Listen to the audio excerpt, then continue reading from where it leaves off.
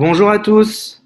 Merci beaucoup de vous être connectés sur ce webinar. Alors, si vous voulez bien, déjà, je vais me représenter. Dans un premier temps, ça peut être intéressant aussi pour bien reposer un peu l'objectif du webinaire. Je suis Julien Reynard. Je suis investisseur immobilier et agent immobilier en Floride depuis maintenant plusieurs années. Je vis moi-même en Floride où j'ai investi, où je suis propriétaire de ma résidence principale, plus de différentes propriétés en tant qu'investisseur. Euh, Ça fait maintenant près de 4 ans que j'investis sur la côte ouest de la Floride, notamment sur le Charlotte County, donc qui est un petit comté au nord de Fort Myers, entre Fort Myers et Sarasota. Donc, je connais assez bien la Floride, la plupart des comtés, surtout le sud de la Floride, bien sûr, les 4 comtés du sud-est entre Miami et Palm Beach, et les comtés sur la côte ouest également, du sud-ouest, puisqu'évidemment, je vais là-bas très régulièrement. On a un bureau à Inglewood, qui est donc sur le Charlotte County, à quelques minutes de la plage. Donc aujourd'hui, je me suis dit que ça pouvait être intéressant de faire un état des lieux un peu du marché floridien, de vous redonner quelques informations sur ce que l'on est en train de vivre. Je ne suis pas sûr que ça soit évident pour les investisseurs européens, notamment français, de comprendre ce qui se passe ici, mais nous, on est en train de vivre quelque chose d'assez important, bien sûr sur les marchés immobiliers, ce qui est mon quotidien, mais de manière plus globale, on est en train d'avoir beaucoup de gens qui arrivent dans notre État de Floride, beaucoup de nouveaux résidents, nouveaux habitants. Et évidemment, ça a un impact assez important. Du coup, je vais faire le point là-dessus. Et puis, bien sûr, aussi vous donner quelques clés pour peut-être ceux qui sont intéressés pour un projet immobilier en Floride, de vous donner des réponses si on peut toujours faire d'un investissement rentable en Floride ou aller chercher du rendement, sur quoi se focaliser. Est-ce que c'est toujours intéressant d'investir en Floride? Ce que je vous propose, j'ai prévu une présentation qui va durer quelque chose comme 30 minutes. Si vous avez des questions, n'hésitez pas à les poser dans la boîte, dans le chat juste à droite de l'écran. Et je vais dérouler ma présentation et à la fin de la présentation, je reviendrai sur vos questions. Si je vois qu'il y a un intérêt, je suivrai quand même le chat et je m'interromprai pour vous donner des informations sur le fil pour que je puisse bien être compris sur ce que je vous donne comme élément. Toute cette présentation est basée sur des données chiffrées, des articles, mon vécu aussi. Je vais vous faire partager mon quotidien de ce que l'on vit sur les marchés immobiliers aussi ici en Floride. Et puis, j'ai un petit bonus à la fin. J'ai sorti un bien qui est disponible actuellement sur le marché et je me suis amusé à faire tomber les chiffres, comme on dit, à préparer un petit tableau pour voir ce que le bien pourrait donner en termes d'investissement. Évidemment, c'est un bien que j'ai ciblé particulièrement parce qu'il peut avoir un intérêt en matière d'investissement, avec toujours cette ligne conductrice, pardon, qui est de se dire on peut avoir un objectif d'aller chercher environ 10% de rentabilité nette en Floride. C'est encore possible aujourd'hui. Objectif, comme je vous disais, 10% de rentabilité nette en Floride. Encore une fois, c'est un objectif. On fait tout pour tendre vers ça. Je vous montrerai tout au fil de la présentation comment est-ce que l'on peut tendre vers cet objectif. Et puis à la fin, je vous donnerai un cas concret de ce que ça peut donner en termes de chiffres. Avant tout ça, j'aimerais vous proposer un état des lieux du marché en Floride pour que vous compreniez un peu ce qui est en train de se passer. Je vous l'ai introduit un peu plus tôt. On est en train de vivre clairement une métamorphose ici en Floride. On a tous les jours beaucoup de gens qui arrivent. Je peux vous donner un chiffre. On a 900 nouveaux habitants qui arrivent tous les jours en Floride. C'est-à-dire que si on continue sur cette lancée, il faut qu'on construise une ville comme Orlando chaque année pour pouvoir mettre un toit au-dessus de la tête de tous ces gens qui arrivent. C'est visible. Hier encore, j'étais dans l'avion. J'ai atterri à Fort Myers, donc sur le grand aéroport du sud-ouest de la Floride. Toute cette côte-là particulièrement, on voit des constructions de partout. Alors sur cette côte-là particulièrement, c'est beaucoup de maisons individuelles, mais en tout cas, il y a des projets de partout, bien sûr du résidentiel, mais également du commercial, du retail, parce que il va falloir fournir tout un tas de services à toute cette nouvelle population. Résultat des courses sur les marchés immobiliers, on est en train de vivre une augmentation très importante des prix. Vous voyez, je vous ai mis un chiffre pour déjà vous situer un petit peu. Aujourd'hui, une maison individuelle en Floride, en moyenne, peu importe le comté, la ville où vous situez, c'est 317 500 $ en moyenne en 2021. On a une augmentation sur l'ensemble du territoire de la Floride qui est de 20% en un an, ce qui est évidemment énorme. Et là, on est en train encore une fois de parler de l'ensemble du territoire floridien, c'est-à-dire qu'évidemment, il y a des poches, il y a des zones où ça a augmenté plus fort encore et où évidemment les prix sont beaucoup plus élevés aussi. Plus vous êtes proche de la plage, vous pouvez vous dire que évidemment plus vous payerez cher. Après, il existe encore quelques endroits, quelques comtés, quelques villes où on peut encore arriver à trouver des choses évidemment proches de la plage, de qualité et qui sont sur des prix raisonnables. Donc ça, évidemment, le prix est clairement lié à la demande. On est clairement sur ce qu'on appelle des seller markets en Floride, c'est-à-dire des marchés qui sont orientés pour le vendeur. Et il faut savoir que sur un même bien, il y a dans la plupart des cas actuellement une multitude d'offres. La plupart des biens partent proche du prix, au prix ou au-dessus du prix. C'est même très rare si vous êtes au bon endroit que le bien parte en dessous du prix. Voilà, on doit plutôt se battre pour arriver bien à faire passer des offres et même à faire des offres au-dessus du prix que le bien est listé. Donc ça vous donne bien sûr un peu un état des lieux de ce qui est en train de ce qui se passe actuellement et de ce que l'on vit depuis maintenant. Ça remonte au début du Covid. Alors, il y a eu un petit temps mort juste après le tout début du Covid, mais très vite, quand même, les choses se sont assez enflammées, entre guillemets. Au début, il y a beaucoup de gens qui ont sorti. Vous savez qu'aux États-Unis, beaucoup de gens ont leur argent qui est investi en bourse ou alors sur des produits qui sont liés à la bourse, notamment les retraites. Donc, il y a beaucoup de gens qui ont sorti leur plan, qui sont sortis de ce type de produit pour investir sur ce qu'ils estiment être beaucoup plus euh, moins risqué, notamment l'immobilier. Donc, évidemment que ça a commencé à amorcer les choses. En parallèle, il y a eu tout un tas de dispositions qui ont fait que l'inventaire de biens disponibles n'a fait que chuter. Bon, déjà, il y avait l'aspect psychologique du Covid, les gens ne se projetaient peu, donc peu de gens, sans doute moins de gens ont mis des biens sur le marché. Mais en plus de ça, pendant plus d'un an, on n'a eu aucune saisie immobilière. Évidemment, il y a eu des restrictions de voyage. Donc, tout ça a fait que, et fait encore aujourd'hui, parce qu'il y a encore des restrictions, enfin encore des choses qui peuvent être plus ou moins complexes, fait également, toutes ces choses-là font, pardon, que ça a tendu les marchés. En parallèle, on a eu aussi une très forte diminution du coût d'un financement. Les taux ont beaucoup diminué, les taux d'emprunt. Donc, évidemment, tout a favorisé l'acquisition d'un bien et également un inventaire plus court. Donc, ce qui contribue à faire monter les chiffres. C'est vrai sur l'ensemble des États-Unis, plus particulièrement vrai sur la Floride.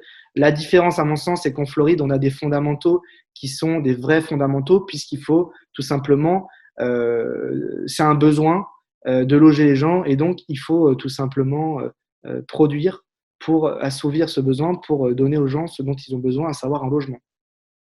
Les prédictions pour l'année à venir sont au moins similaires, en tout cas dans le même esprit. Là, j'ai trouvé un chiffre qui est sur l'ensemble du territoire US. Plus de 10%, on prédit d'augmentation sur 2022 sur l'ensemble des biens immobiliers aux États-Unis. Je pense qu'on va être sur quelque chose de très similaire. Ça dépend évidemment des zones où on investit. Il y aura des zones qui vont être un peu moins en augmentation, mais dans tous les cas, on aura toujours les mêmes problématiques. Je pense qu'on part sur une inflation des prix au moins de 3 à 5 ans. J'ai pas de boule de cristal, c'est simplement mon avis et comment je vis les choses actuellement. Il y a des régions qui, en plus, elles, à mon avis, ont des gros problèmes d'inventaire qui ont un retard important et qui sont très courtisés. Donc là, il y a des enjeux de construction. On reviendra là-dessus parce que c'est une des zones sur lesquelles, évidemment, j'investis. Donc là, on a clairement un inventaire qui est peut-être en retard de 5 ans. Je pense à Port-Charlotte. À mon avis, là, on est toujours sur une inflation qui sera peut-être pas aussi haute dans les années à venir, mais qui va continuer, c'est certain. On est clairement en Floride en train de rentrer dans une nouvelle dimension où on se rapproche de plus en plus de prix que l'on connaît notamment en Californie, avec des méthodes d'ailleurs sur les marchés immobiliers qui se rapprochent de celles de la Californie. C'est aussi lié notamment au fait qu'il y a des Californiens qui s'installent en Floride et donc qui ont l'habitude, je pense notamment au fait d'enchérir entre guillemets sur le prix des listings, comme c'est le cas actuellement. Voilà, il faut se battre pour avoir le bien et donc les biens partent au-dessus du prix et puis à chaque fois c'est la balle de ping-pong entre le vendeur qui fait monter les enchères entre potentiellement 2-3 acheteurs intéressés. Un chiffre qui peut vous intéresser, que m'a donné le board des agents de Inglewood, donc sur la côte ouest, sur le comté de Port-Charlotte. En moyenne, actuellement, un acquéreur fait 17 offres avant tout simplement d'acquérir son bien. Donc, ça vous donne un ordre d'idée de tout simplement comment se comporte le marché. Donc, il faut être patient, ne pas faire, ne pas aller au rabais sur des biens qui ne nous plaisent pas ou qui conviennent pas à ce que l'on recherche. Il faut simplement être patient et on finit par évidemment trouver le deal entre guillemets. C'est aussi une relation avec un vendeur, un agent potentiellement qui va faciliter les choses. Donc, c'est tout ça qu'il faut arriver à cette petite osmose qu'il faut arriver à trouver sur une transaction. Concernant les rendements immobiliers en Floride, bon, c'est très divers. J'ai essayé de donner un chiffre, une fourchette de chiffres, mais qui n'est pas hyper significative. Évidemment, entre des grandes villes, sur des biens de classe A, qui donc sont des biens plutôt de luxe, haut de gamme, on va être sur des rendements qui vont être faibles, de l'ordre de 2% net de retour sur capital, alors que sur des biens sur des classes inférieures ou alors sur de la location court terme notamment, on va être sur des rendements qui vont être plus proches de 10% net. Il faut quand même avoir en tête que évidemment les prix montent, mais les loyers aussi montent beaucoup. Je sais qu'actuellement sur Miami notamment, il y a un réajustement des salaires qui est en cours parce que les biens immobiliers, enfin les biens à la location ont beaucoup monté. Je peux vous parler d'expériences que j'ai vues de certains de mes amis qui ont à la location des petits appartements qui ont réajusté les loyers de leurs locataires de manière assez drastique. Je sais que j'ai un ami qui a un appartement dans une résidence qu'il louait 1 800 $ par mois, qu'il a réajusté à plus de 2 000 $ par mois, 2 100 ou 2 150 $ par mois. Donc, entre le changement de son locataire, le loyer a augmenté de 350 $, ce qui est quand même très significatif. Donc, voilà ce que l'on est en train de vivre. Je vous ai mis à la fin un dernier chiffre sur Port-Charlotte. Je vois qu'il y a une petite coquille. Je suis désolé d'ailleurs sur cette partie-là. On a une augmentation des loyers en moyenne de 7% et 23% d'augmentation de la valeur des maisons individuelles. C'est ce que je voulais dire sur ce slide. Donc oui, particulièrement les maisons individuelles augmentent. C'est la recherche aussi d'un espace extérieur. En l'occurrence, le Charlotte County, lui, est particulièrement orienté vers la maison individuelle, puisque c'est principalement ça qui a été construit et qui se construit aujourd'hui, ce que le marché recherche. Mais de manière globale, déjà, avoir une augmentation de 7% des loyers sur des loyers long terme, c'est énorme. Nous, on l'a vécu. Les premiers bâtiments qu'on a construits là-bas, parce que je fais aussi de la construction, ce sont des duplex, donc des maisons jumelées, si vous voulez, sous un même toit, vous avez deux unités qu'on pourrait appeler des maisons mitoyennes, des maisons jumelées, et qui appartiennent au même propriétaire. Je suis désolé. Qui appartiennent au même propriétaire. Et donc, les maisons, ces loyers ont énormément augmenté, puisque dernièrement, on a encore livré ce type de construction. On avait des chiffres, et je regardais les tableaux que j'avais envoyés il y a 1 an et demi, avec un loyer qui était projeté à 1 350 $ et qui effectivement aujourd'hui est de 1 700 $ par côté. Donc, c'est-à-dire que l'ensemble du duplex rapporte aujourd'hui 3 400 $ de revenus bruts, alors qu'on avait projeté 2 700 $ il y a à peu près 1 an et demi au début de la construction. Donc, c'est vrai que c'est significatif. Aujourd'hui, c'est des rendements qui sont évidemment beaucoup plus hauts et qui sont énormes pour des actifs de ce type, puisque là, on est sur des locataires de type classe B, B supérieur même. Donc, c'est-à-dire des locataires quand même de la classe moyenne supérieure, qui ont quand même des bons revenus, où il y a un risque qui est quand même beaucoup moins important. Donc, on arrive à avoir dans ce cas-là un peu le beurre et l'argent du beurre, si on peut s'exprimer ainsi. Voilà un petit peu l'état du lieu du marché actuellement et un peu les évolutions et perspectives. Donc, je pense que c'est plutôt favorable. Je pense que les rendements aujourd'hui sont beaucoup plus difficiles à trouver, évidemment. Maintenant, vous avez compris que tout se réajuste, évidemment. Les prix montent, mais les loyers aussi. Après, il faut se focaliser, comme je pense, sur des biens où on garde le contrôle, donc de la maison individuelle ou du multifamily.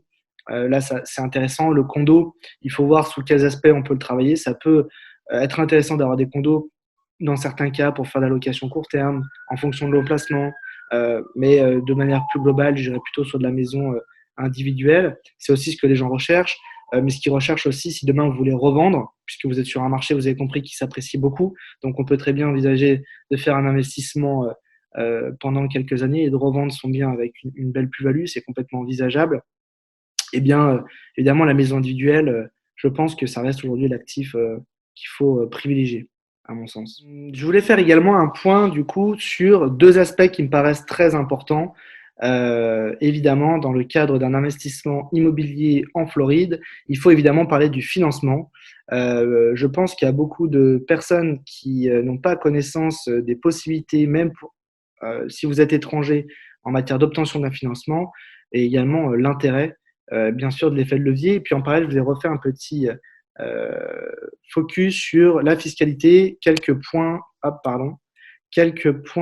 d'intérêt sur la fiscalité. Donc concernant le financement, je pense que déjà, c'est important de reparler de l'effet de levier, puisque évidemment, on a parlé tout à l'heure des taux qui étaient beaucoup plus faibles actuellement que ce que les Américains ont connu par le passé. C'est même parmi cette année, on a connu les taux les plus faibles que les États-Unis n'ont jamais enregistré, les taux d'emprunt. Euh, donc c'est vraiment quelque chose d'important et c'est pour ça que c'est important de parler de l'effet de levier. L'effet de levier, c'est tout simplement le fait d'utiliser l'argent de la banque pour créer de la richesse pour soi-même. C'est très simple, vous obtenez un emprunt à 4%, le bien donne un rendement à 6%, mécaniquement, vous allez augmenter évidemment votre rendement puisque l'argent de la banque va créer un différentiel positif pour vous. C'est pour ça que je vous ai remis là en premier la définition de l'effet de levier. Euh, je vous montrerai tout ça à la fin puisque j'ai préparé un tableau pour montrer évidemment l'effet de levier. L'intérêt, bien sûr, de l'effet de levier, c'est qu'il faut qu'il soit positif. Donc, il faut que le taux d'emprunt soit inférieur à ce que produit l'actif. C'est le cas dans beaucoup de cas, évidemment, mais encore plus en ce moment, puisqu'on a des taux qui sont particulièrement faibles, des taux d'emprunt qui sont particulièrement faibles. Quand je dis particulièrement faible, c'est qu'aujourd'hui, un Américain va emprunter en moyenne à 3%. Euh, sur son emprunt, ce qui est quand même assez faible. Alors oui, c'est beaucoup plus élevé que ce qu'on a en Europe, mais bien sûr, c'est corrélé aussi aux rendements qui sont donnés aux États-Unis. 3%, c'est pour un Américain. Je pense que pour un Européen, il faut compter un point et demi de plus. Tout dépend bien sûr de votre statut. Plus vous allez montrer à la banque, plus vous allez rassurer la banque en montrant des revenus, en montrant des réserves de cash, plus vous pourrez bien sûr obtenir des termes intéressants. Il faut savoir qu'aux États-Unis, on a des taux variables ou des taux fixes sur des emprunts qui vont de 15 à 30 ans dans le résidentiel. Donc voilà, à chaque fois, les courtiers vous apportent plusieurs solutions. En tout cas, généralement, vous apportent la meilleure solution. La plupart des crédits hypothécaires sont sans pénalité de prépaiement. Donc ça vous permet aussi de pouvoir revendre le bien en amont si vous le voulez. Évidemment. Généralement, ce qui est demandé aux investisseurs étrangers qui veulent obtenir du financement, puisque bien sûr, vous pouvez obtenir du financement et donc un crédit hypothécaire, c'est un apport de 25 à 30% de la valeur du bien et donc la banque va compléter et financer 70 à 75%. Et encore une fois, les taux vont varier, peuvent monter beaucoup plus aussi en fonction de ce que vous allez apporter comme référence à la banque. Il y a tout un tas de prérequis. N'hésitez pas à me demander, à me contacter par email si vous voulez avoir la liste des prérequis. J'ai une liste standard. Bien sûr que les courtiers vous demandent de temps à autre de compléter cette liste avec d'autres informations, mais globalement, les taux varient et donc en ce moment, on est plutôt autour de entre 3 et 5% pour être large. La plupart des gens obtiennent autour de 4% de taux. Ça peut être plus haut aussi, donc ça dépend de pas mal de choses, évidemment. Autre point sur lequel je voulais vous apporter des éléments, c'est l'aspect fiscalité. La fiscalité est très importante, évidemment. Il ne s'agit pas de générer du revenu, mais que derrière, l'État vienne tout prélever. Il faut savoir qu'aux États-Unis, quand même, on est dans un pays où la propriété est sacrée.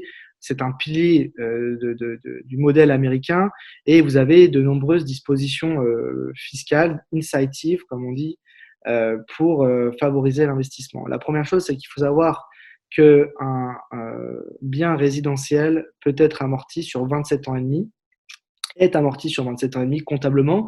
Donc, effectivement, ça crée chaque année une charge comptable qui vient diminuer votre base imposable. La deuxième chose qu'il faut avoir en tête, et je m'arrêterai là-dessus en matière de fiscalité parce qu'on pourra en parler des heures et tout dépend aussi de votre statut. Je pense surtout qu'il faut en parler avec quelqu'un qui est qualifié à ce sujet, qui est un vrai fiscaliste. Mais la deuxième chose qu'il faut avoir en tête, c'est que les intérêts d'un emprunt sont retraités et passent en charge, et passent comme une charge, et donc viennent bien sûr énormément diminuer les revenus qui sont générés. Généralement, les premières années, il est peu probable que vous ayez un seul dollar d'impôt à payer. Tout dépend encore une fois de quel est le quelle est la durée sur laquelle vous empruntez, évidemment quel est aussi quel est l'apport que vous mettez et quel est le taux. Mais globalement, dans la plupart des situations, vous avez peu ou pas du tout d'impôts à payer pendant généralement pas mal d'années. Donc ça, c'est quand même des choses à prendre en considération sur ce type d'investissement. Quand on parle généralement de net, en fait, c'est un net après impôt, évidemment.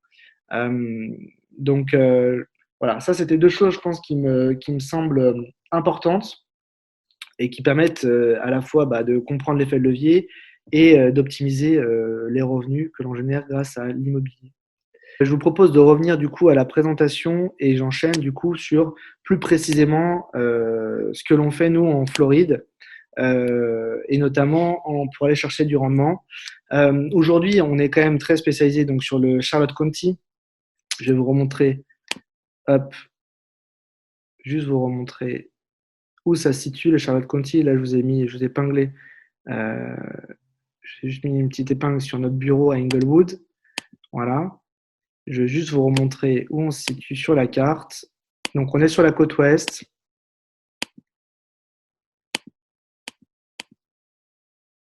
Voilà. On est ici. On est au nord-ouest de Miami, entre Fort Myers, qui est une aire urbaine de Fort Myers Cap Coral, qui est une aire urbaine aujourd'hui de 700 à 800 000 habitants, et Sarasota, Bradenton, qui là a un peu moins d'habitants, mais on va avoir plusieurs centaines de milliers d'habitants malgré tout. En tout cas, on est sur une côte qui est assez développée. On est sur un comté qui effectivement a mis plus de temps à se développer. Moi, j'ai été là-bas parce que on a des prix, on a toujours des prix, on a toujours des prix qui sont beaucoup moins chers que ce que l'on a au nord et au sud. La différence de prix entre Sarasota et le Charlotte County est de l'ordre de 30 à 40%. La différence de prix entre le Charlotte County et Cap Coral, qui est la ville plus au sud, est de l'ordre de 20 à 30% à peu près, entre Cap Coral, Fort Myers et le Charlotte County. Alors, qui dit moins cher ne veut pas forcément dire moins bien, puisqu'effectivement, on a malgré tout, et je reviendrai là-dessus, une qualité de locataire et surtout une qualité de vie qui est particulièrement intéressante. Du coup, nous, évidemment, on accompagne les investisseurs sur l'ensemble du processus d'acquisition d'un bien qu'on va chercher sur le marché, donc sur la MLS, où on va aller chercher un bien, évidemment, qui va correspondre aux critères qu'on s'est mis. Là, aujourd'hui, je vous fais une présentation spécifique sur le résidentiel et aller chercher un objectif de rendement précis, ce que l'on fait en grande majorité avec nos clients investisseurs européens. Mais globalement, c'est évidemment de la location court terme que l'on propose pour aller chercher plus de rendement, notamment bien avec la mise en location sur des plateformes type Airbnb et VRBO qui nous apportent aujourd'hui aujourd'hui beaucoup de nuitées. Donc c'est plus que de la gestion locative, c'est presque de l'hôtellerie. Et donc on a développé une équipe autour de ça, bien sûr, très précise pour pouvoir supporter tout ce dont ont besoin les guests, comme on dit, qui viennent loger pendant une période donnée. Location courte durée, beaucoup de gens ont peur de ça, notamment, encore une fois, avec la demande locative, puisqu'on a peur que le bien se loue pas pendant quelques temps. On sait de toute façon que sur cette côte, on va avoir un taux d'occupation qui va être très proche de 100% sur les 6 mois de la période forte, qui va être de fin novembre à même de début novembre à fin mai. Voilà, c'est à peu près ça. Début décembre, fin mai, oui, c'est plutôt ça, 6 mois. Et les 6 autres mois de l'année, qui est la période actuelle, on va plutôt être sur un taux d'occupation de l'ordre de 65%. En tout cas, c'est ce que j'en vois comme chiffre. On surpasse généralement ces données-là l'été, mais il y a une double saison, évidemment, une saisonnalité, et c'est à prendre en considération. Moi, la location court terme, j'aime et j'ai des biens en location court terme et je propose ça aux investisseurs parce que ça, déjà, la première chose, c'est qu'on garde le contrôle de son bien. Les gens viennent d'une période A à une période B. On a une équipe tout le temps qui passe instantanément après qu'il soit parti l'équipe cleaning. Donc tout de suite, on voit s'il y a quelque chose qui s'est mal passé. On prend un dépôt de garantie pour chaque booking, pour chaque personne qui décide de rester. Et donc, évidemment, les gens ont un peu une épée de Damoclès au-dessus de la tête, puisque à chaque fois, on peut faire une demande, une claim sur la plateforme par laquelle ils sont passés pour, eh bien, tout simplement leur faire payer s'ils ont détérioré quelque chose. Il y a, de mon expérience, beaucoup moins de chances d'avoir une grosse maintenance sur ce type de bien. Ça sera de la maintenance, on va dire, quotidienne, voilà, des bouchons de toilette, ce genre de choses, mais c'est pas des grosses choses. Mais moi, ce que j'ai vécu sur la location long terme, sur des marchés de type classe C, où on va chercher du rendement, euh, c'est généralement retrouver parfois des biens qui ont été complètement saccagés, où on doit envoyer plusieurs milliers de dollars pour réparer le bien. Ça, c'est des situations qui sont très peu probables. Je les ai jamais vécues. Je dis pas que c'est impossible, mais c'est peu probable de le vivre quand on fait la location courte durée. Donc ça, c'est déjà un premier aspect pour moi qui est important. Avoir quand même une maintenance de son bien qui est facile et où on n'a pas besoin eh bien, d'envoyer des milliers de dollars quand on a un changement de locataire. La deuxième chose, c'est qu'évidemment, ce type de biens aux États-Unis, on ne va pas aller chercher des biens qui sont au milieu de nulle part, qui sont dans des quartiers de mauvaise qualité. On va focus, notamment en Floride, se focaliser sur des biens qui sont situés près des plages, qui sont dans des quartiers corrects, voire de standing, qui sont des biens de qualité, récents généralement, en tout cas toujours avec une rénovation attractive, avec une piscine la plupart du temps. Donc, c'est aussi une manière de sécuriser son patrimoine puisqu'on va sur des biens vraiment qui sont sur le segment moyen, moyen supérieur du marché. Et on sait que c'est les biens qui sont les moins, en termes de valeur, ou qui vont, si on connaît un revers sur le marché, qui vont être beaucoup moins affectés que des biens qui sont situés plus bas sur le marché, des biens low income, c'est-à-dire des biens dans les quartiers inférieurs, notamment. Donc ça, c'est aussi un aspect très important pour le côté patrimonial. On parle beaucoup du rendement, mais il ne faut pas oublier également l'aspect plus-value. Il y a deux fondamentaux importants sur l'immobilier, c'est évidemment le rendement, mais également la prise de valeur, parce que si pendant 3 ans, vous faites 10% par an, mais qu'au bout de 3 ans, le marché a descendu, et donc vous revenez avec une perte de valeur de votre bien, il n'y a rien d'intéressant. Et ça, je le dis, en Europe, on a des marchés qui sont beaucoup moins dynamiques. Aux États-Unis, c'est possible. C'est possible. Tout dépend de ce qui se passe dans le quartier, dans la ville. Mais il y a des villes, là, on parle beaucoup d'augmentation actuellement sur ce que l'on vit. C'est vrai, il y a des villes qui augmentent, mais je pense qu'il y aura des grosses corrections qui vont se passer après la période d'inflation, puisqu'il y a des marchés, clairement, où il n'y a pas les fondamentaux de ce que l'on voit. Il y a des marchés comme sur le Midwest, ou une augmentation des prix, une augmentation des loyers qui est énorme. Je ne sais pas si ça correspond à l'économie réelle. Troisième aspect, quand même, qui est très important, c'est l'aspect effet de levier. On en parlait avant. Évidemment, vous avez la possibilité d'acquérir des biens de qualité dans un bon quartier et d'aller même peut-être dans des biens plus haut de gamme encore, grâce à l'obtention d'un financement et donc d'acquérir des biens qui peuvent tout simplement être au-delà de votre budget, mais grâce au financement, de pouvoir les acquérir. En matière fiscale, on a fait le point, donc je ne vais pas revenir là-dessus, mais c'est vrai que c'est un bien meublé, donc ça, c'est quelque chose à prendre en considération aussi en matière d'imposition, notamment en France. Ça peut avoir un impact en fonction de votre statut. Euh, Évidemment, également, on va chercher un bien sur le marché, donc on est vraiment en compétition avec l'ensemble des acquéreurs et l'ensemble des vendeurs, et donc effectivement, vous avez l'opportunité d'acheter le meilleur prix possible actuellement que le marché offre en fonction de la compétition. Euh, Dernière petite cerise sur le gâteau que beaucoup de nos clients investisseurs regardent aussi, c'est le fait de mettre en location courte durée. C'est aussi la possibilité d'acquérir une résidence dont on pourra profiter, notamment quelques semaines par an. Voilà, c'est quand même généralement pas des biens très désagréables, proches de la plage, avec pas mal de confort. Et donc, c'est agréable de venir passer 15 jours, si on veut, en août, dans sa maison. Il s'agit juste de communiquer avant avec notre équipe, ils bloquent les semaines. Et voilà, ça, c'est la petite cerise sur le gâteau. En plus du rendement, en plus de la plus-value. Pour revenir justement sur les gens que l'on accueille, sur le Charlotte County notamment, on a, nous, une clientèle, même en court terme, qui est une clientèle d'un certain âge, on va dire mature. On n'a pas ou très peu de gens qui ont moins de 40 ans.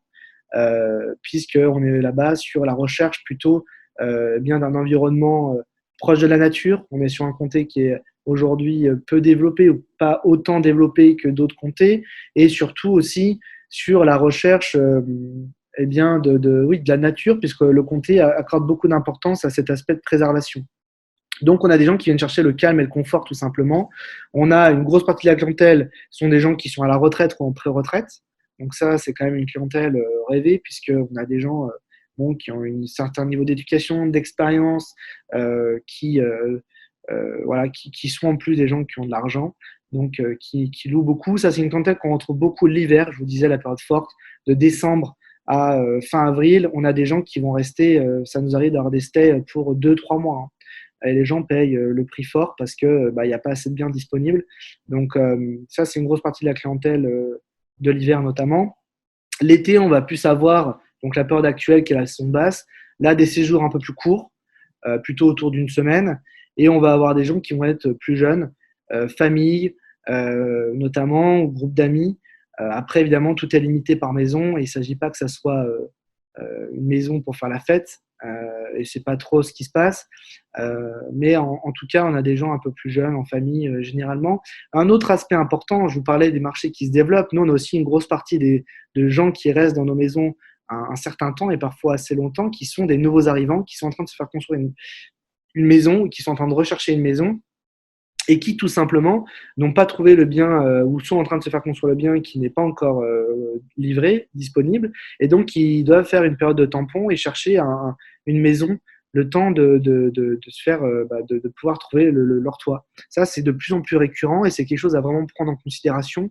Euh, Très franchement, se positionner là-dessus, c'est très intéressant puisque c'est des gens qui vont rester quand même un certain temps, qui recherchent un service clé en main, meublé, voilà, et donc qui vont bien sûr ne pas hésiter à payer, hein, parce qu'ils n'auront pas le choix. Il y a souvent des enjeux de déménagement, donc ils ont trouvé un nouveau job ici, ou alors ouais, ils sont prêts à déménager parce que les enfants ont été changés d'école. Il y a tous ces aspects-là qui font que on est une bonne solution pour eux. Quand même avoir en tête que nous, on est peu, euh, peu perméable à ce qui se passe actuellement avec le travel ban, notamment entre l'Europe et les États-Unis. C'est beaucoup plus le cas sur la côte Est, notamment autour de Miami, qui accueille beaucoup de touristes internationaux. Nous, aujourd'hui, c'est oui un comté de tourisme, puisque c'est 90% de l'économie, mais c'est un comté de tourisme domestique. C'est-à-dire que le gros de la clientèle, historiquement, c'était le Midwest, c'était l'Ohio, l'Indiana, l'Illinois, le Michigan, le Wisconsin, ces États-là. Aujourd'hui, c'est donc surtout une clientèle, on va dire 50 ans et plus, pré-retraités et retraités. Aujourd'hui, avec l'apogée du télétravail post-Covid, on a de plus en plus de gens qui viennent en famille, se loger sur le comté, chercher, comme je vous disais, une maison, le temps de se faire construire, donc en location, et qui sont des gens de Nouvelle-Angleterre, donc New York, qu'est-ce qu'on a, Massachusetts, Connecticut, et aussi des gens qui viennent de plus loin, notamment de Californie, du Colorado. On a aussi beaucoup de gens qui viennent de ces États-là. Il faut savoir que l'aéroport local de Punta Gorda, entre 2009, donc il y a l'aéroport du comté, entre 2009 et 2020, on va dire 2019, 2020 était une année particulière, a augmenté son trafic aérien a fait x10. 2009, c'était 150 000 passagers. 2019, c'était 1 700 000 passagers. Et même en 2020, ils ne se sont pas autant cassé la figure que la plupart des aéroports dans le monde, puisqu'ils ont perdu seulement 30% de leur trafic aérien. Quand on sait que, par exemple, Roissy-Charles de Gaulle a perdu 70%. Les derniers chiffres que j'ai vus cette année sur l'aéroport de Punta Gorda, c'est une augmentation du trafic aérien par rapport à 2019. Donc, on va sans doute finir au moins autant qu'en 2019 ou peut-être au-dessus. Donc, ça vous montre voilà, qu'il y a une vraie reprise aussi post-Covid. On n'a jamais connu une saison basse, donc actuellement aussi forte. Voilà. Ça, c'est quelque chose aussi à prendre en considération. Alors, peut-être qu'effectivement, il y a l'effet aussi du fait qu'on peut moins facilement voyager à l'étranger, mais je crois que nous, on a beaucoup d'habitués et que c'est juste que on est en train de vivre un tournant sur la Floride et que le fait qu'on ait des gens là l'été, c'est aussi des gens qui sont en train de s'installer. C'est ça la nouveauté, qui sont en train de s'installer massivement sur le comté.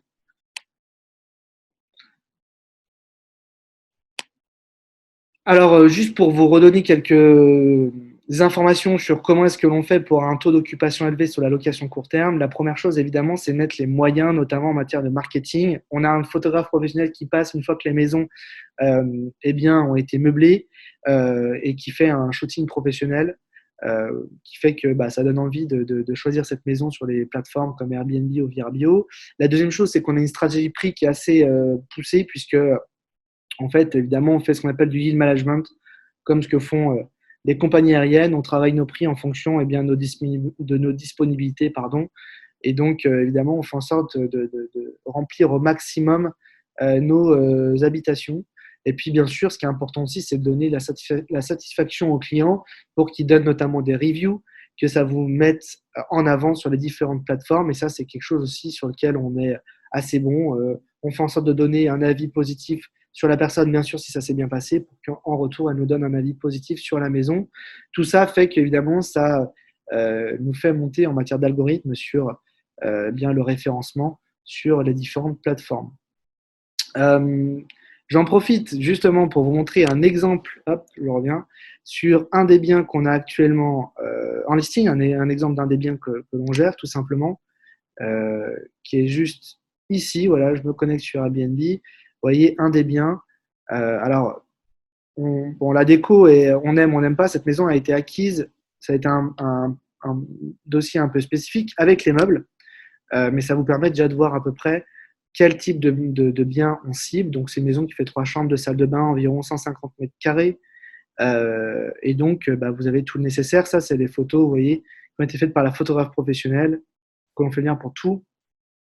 Eh bien, toutes les maisons qui permettent de mettre en avant les biens.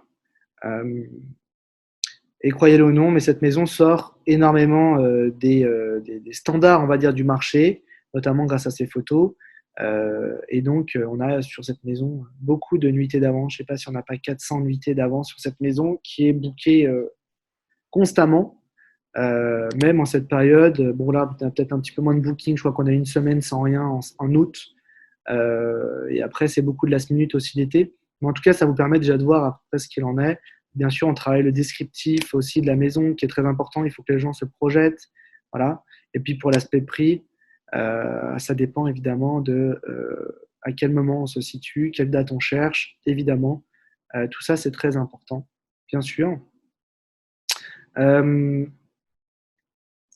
vais me remettre là-dessus. Du coup, pour enchaîner sur cette maison aussi, je voulais vous montrer sur notre Channel Manager, c'est le logiciel qu'on utilise, vous montrer les dates un peu qui étaient bookées sur cette maison. Vous voyez, on a 350 nuits d'avance sur la maison. Donc là, sur août, on a 20 nuits qui sont déjà bookées. On est 19 août, on va peut-être finir un petit peu plus, il y aura peut-être un dernier last minute. Septembre, qui est les 2 mois les pires sont août et septembre, hein, sur la location court terme sur Port-Charlotte. On a 11 nuits. Peut-être qu'on aura moins que ça. Peut-être qu'on aura un peu plus que ça, pardon. Voilà, je sais qu'on a booké octobre parce que je vais faire une maintenance sur cette maison spécifique. Le propriétaire est au courant. Mais après, vous voyez qu'à partir de cet hiver, on a quasiment tout est booké hein, à 100%. Là, on est booké à 100% en décembre, 100% en janvier. Alors, on doit avoir encore une semaine de disponible sur février, 100% en mars. Voilà. On est déjà en train de booker sur la saison forte, c'est-à-dire l'hiver. On est déjà en train de booker la saison 2020, que je ne me trompe pas, elle sera 2022, donc ça sera la saison d'après 2022-2023. On va commencer à ouvrir ça, évidemment. Et là, on peut, bien sûr, il y a des récurrents, des gens qui prennent d'une année à une autre. Ça, c'est plutôt agréable aussi, bien sûr. Bon, je veux dire, là, c'est le process, bien sûr, pour acquérir le bien. Globalement, ça peut se passer assez vite, même avec un financement en 45 jours, tout peut être fait facilement. On travaille avec un réseau de courtiers qui a vraiment l'habitude des investisseurs francophones. Et donc, bien sûr, vous avez aussi des garde-fous. Ça, c'est important grâce à un financement. Vous allez faire passer, la banque va demander de faire passer un appraiser, c'est-à-dire quelqu'un qui estime la valeur des biens, donc c'est le métier. Et donc, effectivement, ça vous permet aussi de voir que le prix soit cohérent avec le marché, puisque c'est basé sur des comparables de maisons similaires vendues à proximité. Ça, c'est un premier garde-fou. Généralement aussi, on fait passer une inspection sur le bien. C'est pas obligatoire, mais fortement recommandé pour voir tout simplement dans quel état le bien. Et puis aussi, ça sert notamment pour les cotations d'assurance, bien sûr. Donc voilà un petit peu le process. On va pas rentrer dans ce process, dans ce slide qui est un peu plus fastidieux.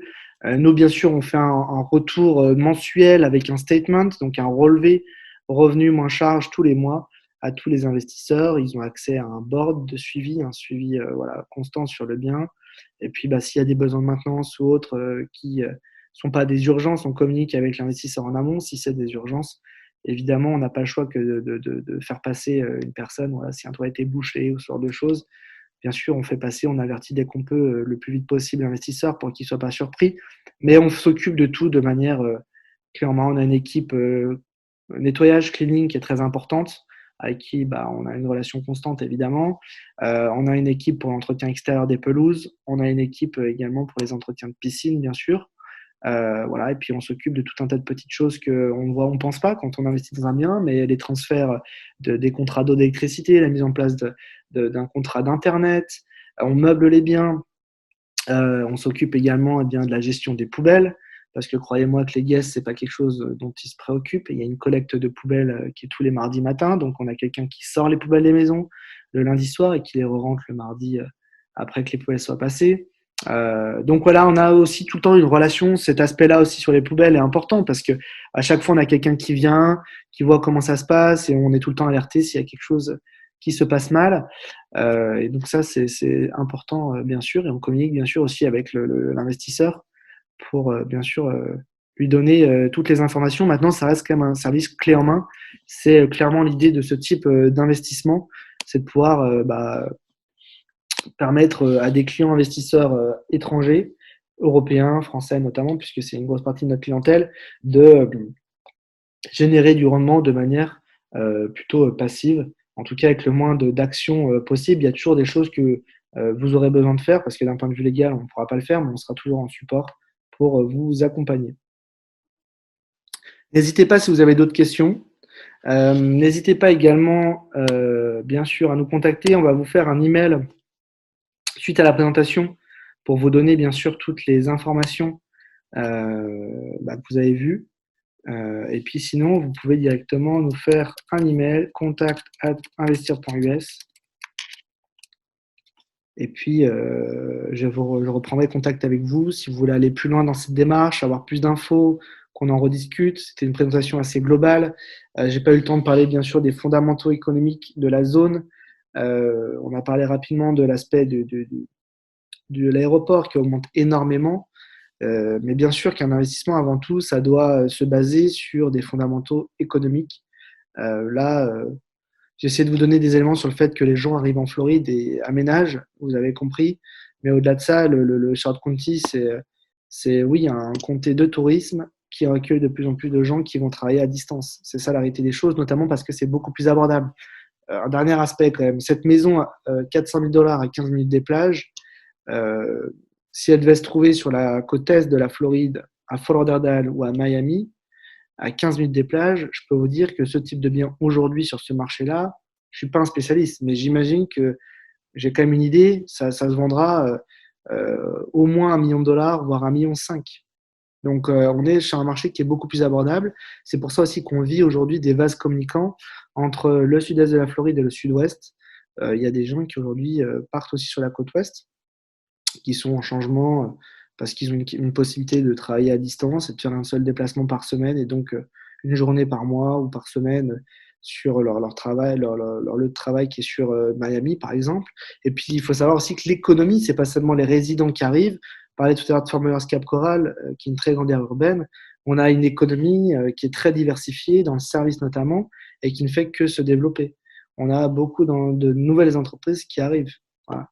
Bien sûr aussi, l'aspect construction, développement du marché immobilier a un énorme impact. Il y a beaucoup de gens qui arrivent aussi pour faire, pour supporter la demande, hein, évidemment.